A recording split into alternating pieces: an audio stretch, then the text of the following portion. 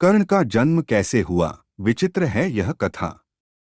धृतराष्ट्र, पांडु और विदुर के लालन पालन का भार भीष्म के ऊपर था। तीनों पुत्र बड़े होने पर विद्याध्ययन के लिए भेजे गए।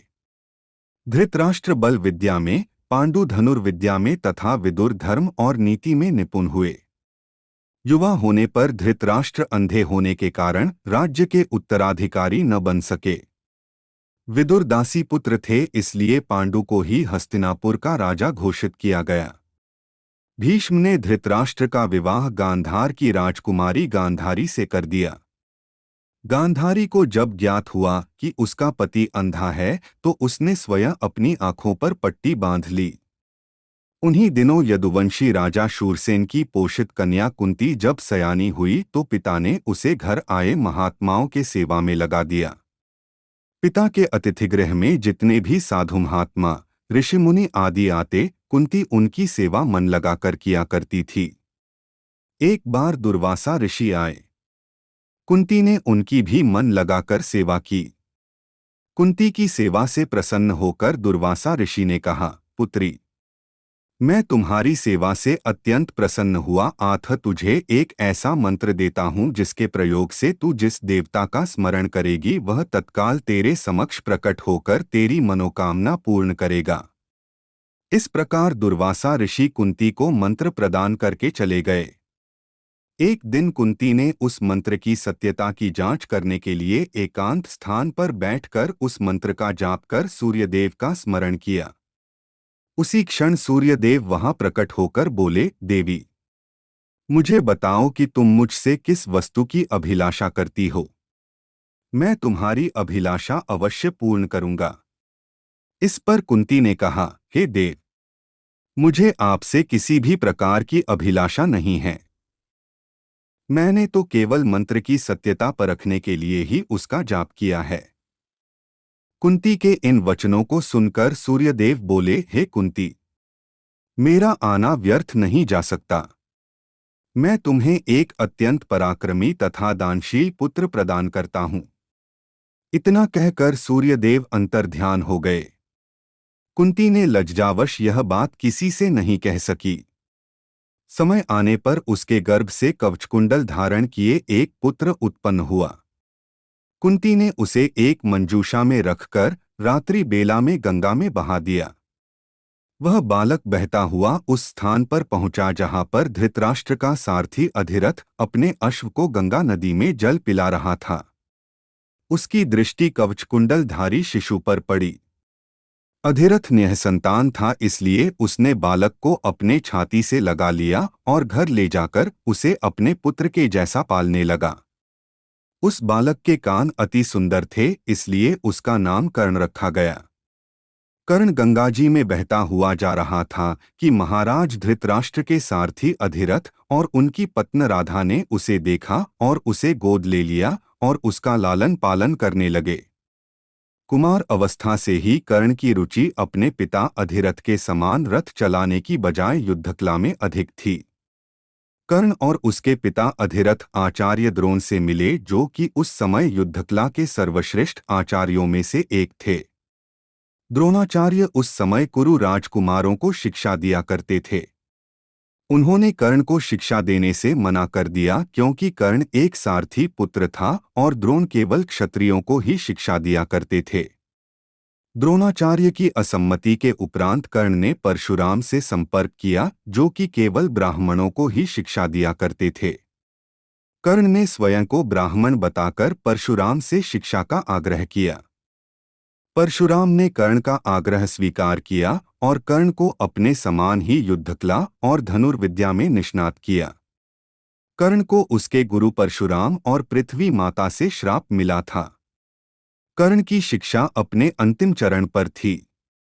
एक दोपहर की बात है, गुरु परशुराम कर्ण की जंघा पर सिर रखकर विश्राम कर रहे थे।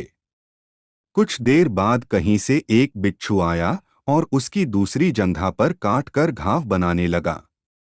गुरु का विश्राम भंग ना हो इसलिए कर्ण बिच्छू को दूर ना हटाकर उसके डंक को सहता रहा।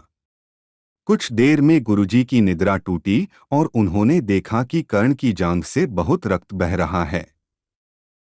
उन्होंने कहा कि केवल किसी क्षत्रिय में ही इतनी सहनशीलता हो सकती है कि वह बिच्छू डंक को सह ले, ना कि किसी ब्राह्मण में। और परशुराम जी ने उसे मिथ्या भाषण के कारण श्राप दिया कि जब भी कर्ण को उनकी दी हुई शिक्षा की सर्वाधिक आवश्यकता होगी, उस दिन वह उसके काम नहीं आएगी। कर्ण, जो कि स्वयं ये नहीं जानता था कि वह किस वंश से है, ने अपने गुरु से क्षमा मांगी और कहा कि उसके स्थान पर यदि कोई और शिष्य भी होता तो वो भी यही करता। यद्यपि कर्ण को क्रोधवश श्राप देने पर उन्हें ग्लानि हुई, पर वे अपना श्राप वापस नहीं ले सकते थे। तब उन्होंने कर्ण को अपना विजय नामक धनुष प्रदान किया और उसे ये आशीर्वाद दिया कि उसे वह वस्तु मिलेगी जिसे वह सर्वाधिक चाहता है, अमिट प्रसिद्धि। कुछ लोक कथाओं में माना जाता है कि बिच्छू के रूप में स्वयं इंद्र थे, जो उसकी वास्तविक क्षत्रिय पहचान को उजागर करना चाहते थे। परशुराम जी के आश्रम से जाने के पश्चात कर्ण कुछ समय तक भटकता रहा। इस दौरान वह शब्दभेदी विद्या सीख रहा था। अभ्यास के दौरान उसने एक गाय के बछड़े को कोई वनीय पशु समझ लिया और उस पर शब्दभेदी बाण चला दिया और बछड़ा मारा गया। तब उस गाय के स्वामी ब्राह्मण ने कर्ण को श्राप दिया कि जिस प्रकार उसने एक असहाय पशु को मारा है, वैसे ही एक दिन वह भी मारा जाएगा, जब वह सबसे अधिक असहाय होगा और जब उसका सारा ध्यान अपने शत्रु से कहीं अलग किसी और काम पर होगा। इस प्रकार कर्ण परशुराम का एक अत्यंत परिश्रमी और निपुण शिष्य बना। कर्ण दुर्योधन के आश्रय में रहता था। गुरु द्रोणाचार्य ने अपने शिष्यों की शिक्षा पूरी होने पर हस्तिनापुर में एक रंगभूमि का आयोजन करवाया। रंगभूमि में अर्जुन विशेष धनुर्विद्या युक्त शिष्य प्रमाणित हुआ। तभी कर्ण रंगभूमि में आया और अर्जुन द्वारा किए गए करतबों को पार करके उसे द्वंद्व युद्ध के लिए ललकारा। कब कृपाचार्य ने कर्ण के द्वंद्व युद्ध को अस्वीकृत कर दिया और उससे उसके वंश और साम्राज्य के विषय में पूछा, क्योंकि द्वंद्व युद्ध के नियमों के अनुसार केवल एक राजकुमार ही अर्जुन को, जो हस्तिनापुर का राजकुमार था, द्वंद्व युद्ध के लिए ललकार सकता था। तब कौरवों में सबसे ज्येष्ठ दुर्योधन ने कर्ण को अंगराज घोषित किया, जिससे वह अर्जुन से द्वंद्व युद्ध के योग्य हो जाए।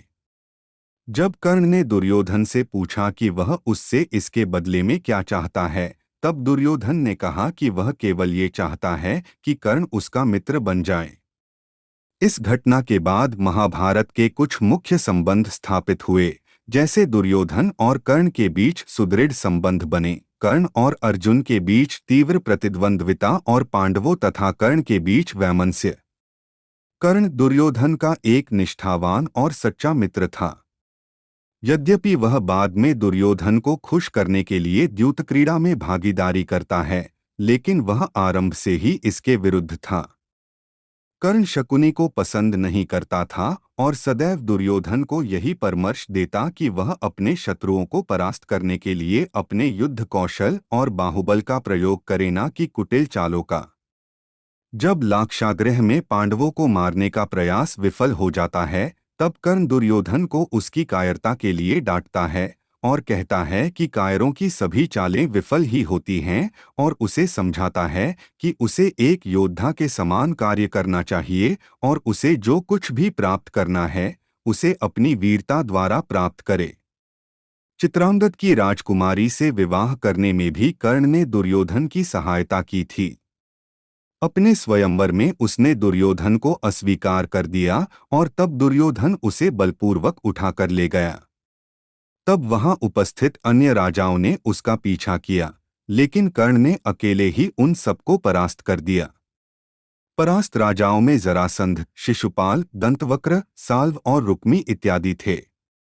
कर्ण की प्रशंसा स्वरूप जरसंध ने कर्ण को मगध का एक भाग दे दिया। भीम ने बाद में श्री कृष्ण की सहायता से जरासंध को परास्त किया, लेकिन उससे बहुत पहले कर्ण ने उसे अकेले परास्त किया था। कर्ण ही ने जरासंध की इस दुर्बलता को उजागर किया था कि उसकी मृत्यु केवल उसके धड़ को पैरों से चीरकर 2 टुकड़ों में बांटकर हो सकती है।